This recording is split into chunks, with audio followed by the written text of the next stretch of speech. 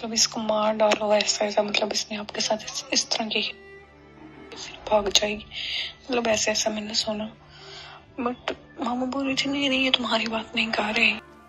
2 साल पहले आज ही के दिन इटली में गैरत के नाम पर कत्ल कर दी जाने वाली समन के ये चंद आखिरी पैगामात हैं। क्या वालिदैन इतने शफ़ाफ़ भी हो सकते हैं? शायद हाँ। इस वीडियो में समन के वालिदैन बेटी को कातिलों के हवाले करने जा रहे हैं।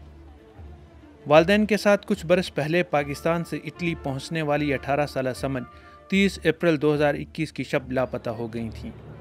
समन का ख़ानदान इटली के शहर नोविलारा से चंद किलोमीटर दूर खेती बाड़ी का काम करता था। शायद कोई नहीं जानता था कि जिस ज़मीन से ये अनाज पैदा कर रहे थे, बेटी को उसी ज़मीन में गड़ा खोदकर दफना देंगे। समन का ताल्लुक़ एक पाकिस्तानी तारके वतन और मुस्लिम ख़ानदान से था। उनके कत्ल के बाद इटली में पाकिस्तानियों के बारे में कई सवालात ने जन्म लिया। ये जो बात है कि अपनी बेटी को कत्ल कर दिया, ये इसकी जो शॉक वैल्यू है वो हमारे मुल्क में भी उतनी होनी चाहिए।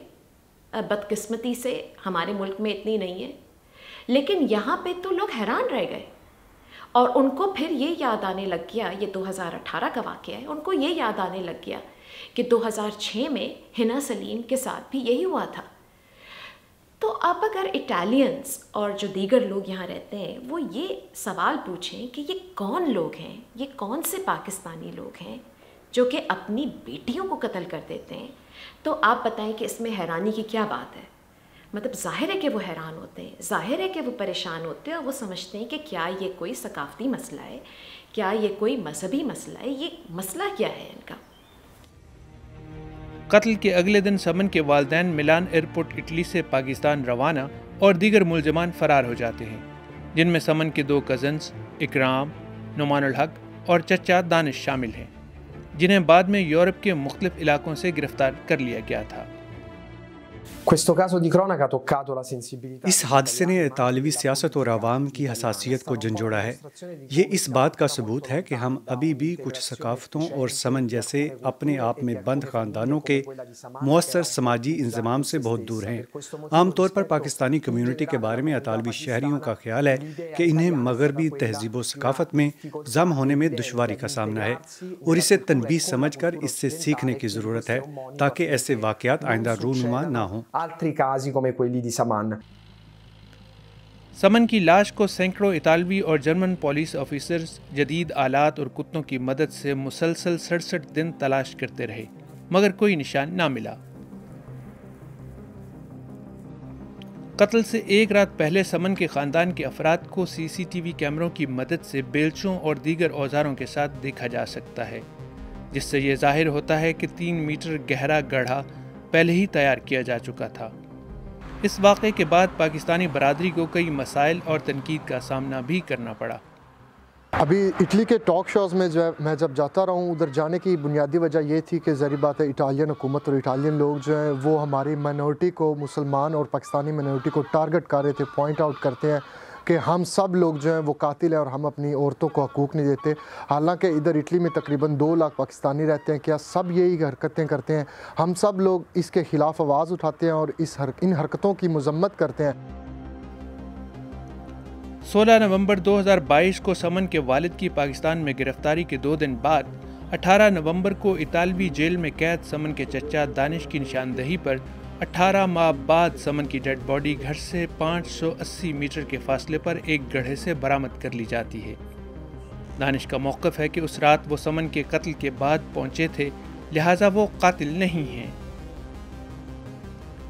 तारकीन वतन दोस्त और बाएं बाजू के सियासी नज़रियात की हामिल खातून मेयर एलिना कार्लेती इस वाक़े के बाद समन की तलाश के लिए खासी सरगर्म रहीं। जब किसी सानहे पर कोई कम्युनिटी रिएक्ट करती है तो अच्छे लोग अपनी जिम्मेदारी समझ जाते हैं और मजम्मत करते हैं, और जिनकी सोच मुख्तलिफ होती है या जिनकी नीयत ख़राब होती है वो खामोश हो जाते हैं या मुंह फेर लेते हैं। हालिया कई महीनों में मैंने बहुत सारे पाकिस्तानियों को देखा है जो कुछ कहना चाहते हैं, कुछ करना चाहते हैं।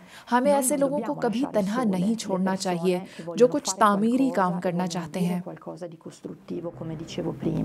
समन की वालदा ताहाल मफरूर हैं। البتہ سمن کے والد شبر عباس پاکستانی عدالتوں میں اٹلی حوالگی سے بچنے کے لیے کیس لڑ رہے ہیں۔ مقامی عدالت نے شبر عباس کی اٹلی حوالگی سے بچنے کی درخواست کو مسترد کر دیا ہے اور انہوں نے ہائی کورٹ میں اپیل دائر کر رکھی ہے۔ پاکستانی دارالحکومت اسلام آباد میں شبر عباس کے وکیل ایڈوکیٹ اختر محمود ممکنہ فیصلے کے بارے میں بتا رہے ہیں۔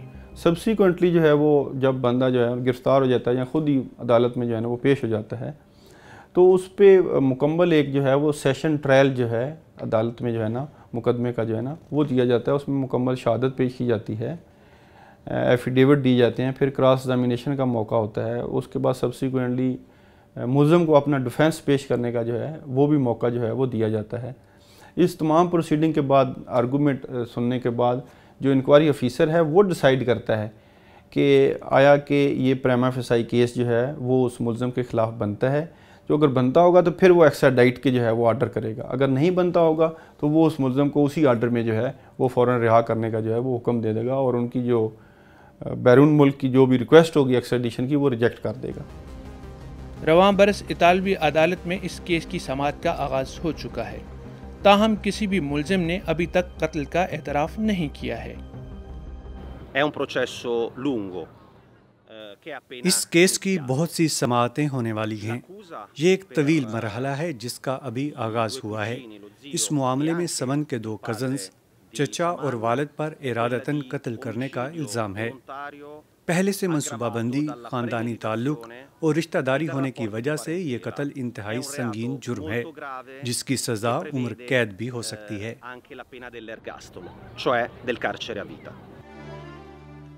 یہ اٹلی میں مقیم پاکستانی نوجوان ثاقب ایوب ہیں جن سے سمن عباس خاندان کی مرضی کے خلاف شادی کرنا چاہتی تھیں۔ ثاقب اٹالین یا غیر مسلم نہیں ہیں، اس لیے شاید یہ مذہب اور کلچر کا نہیں بلکہ انا کا مسئلہ تھا۔ ثاقب کے والدین کو سمن کے رشتہ داروں کی طرف سے موصول ہونے والی دھمکیوں کے سبب پاکستان سے اٹلی بلا لیا گیا ہے۔ پاکستان میں سمن کے خاندان کے دوست اور اہل علاقہ سمن کے آبائی گھر کے بند دروازوں اور ویران دریچوں کو دیکھ کر یہ خواہش کرتے ہیں کہ کاش والدین اولاد کی خوشیوں کے لیے اناؤں کو قربان کرنا سیکھ لیتے تو آج بیٹی بھی زندہ ہوتی اور یہ گھر بھی آباد ہوتے۔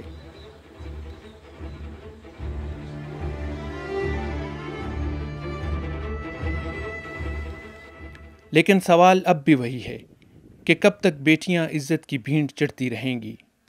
سمن عباس اور دیگر پاکستانی لڑکیوں کے اٹلی میں قتل اور جبری شادیوں کے حوالے سے جب ہم نے اٹلی میں مقیم پاکستانی تارکین وطن سے گفتگو کرنے کی کوشش کی تو ان کی اکثریت نے ان موضوعات پر بات کرنے سے گریز کیا، جبکہ اس کے برعکس اطالوی شہریوں کا کہنا ہے کہ اگر پاکستانی خود ایسے مسائل پر بات نہیں کریں گے تو غلط فہمیاں دور کرنے اور مستقبل میں ایسے واقعات کے تدارک اور باہمی حکمت عملی کو ترتیب دینا شاید ناممکن ہو۔ حافظ احمد، DW اردو، نویلارا، اٹلی۔